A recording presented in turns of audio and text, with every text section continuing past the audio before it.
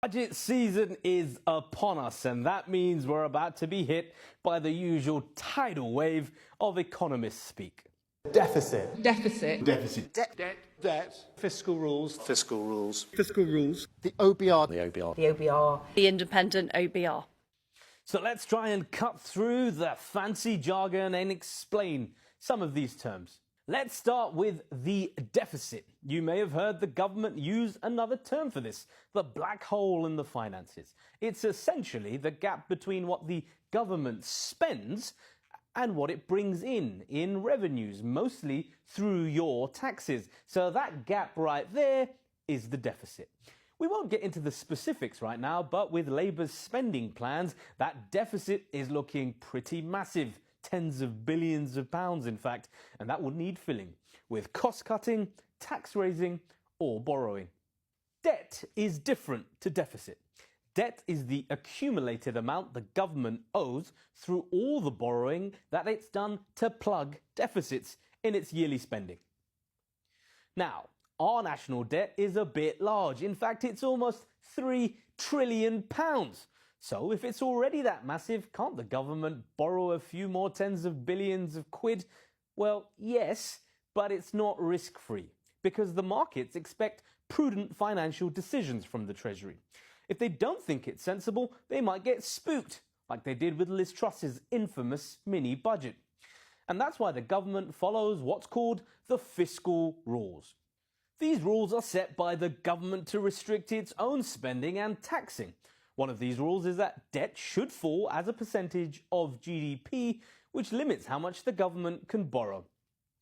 So, since the government makes its own fiscal rules, it also has the power to change them. And that's exactly what the Chancellor confirmed she'll do in order to borrow more money, having ruled it out during the election. And what on earth does fiscal drag mean?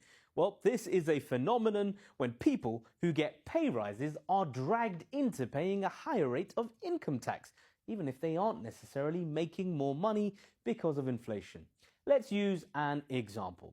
Someone here earns £50,000. They're just below one of the thresholds where you start paying a higher rate of income tax. Currently, that's around £50,270. Now, let's say this lucky person gets a 3% pay rise at work, but let's also say that inflation is at 3%.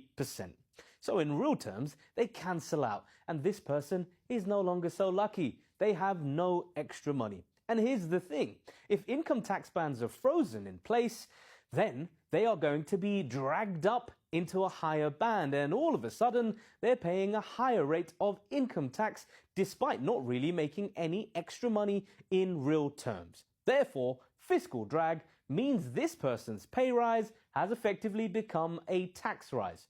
The Labour government is reportedly considering extending the freeze on income tax, which could impact 1 million people and raise around £7 billion a year. The party famously condemned this move as a stealth tax on working people when Rishi Sunak's government introduced it in 2022. This has caused a bit of a row about whether Labour are breaking their manifesto promise about not raising personal taxes. And finally, onto the body whose approval every government seeks. That's the Office for Budget Responsibility.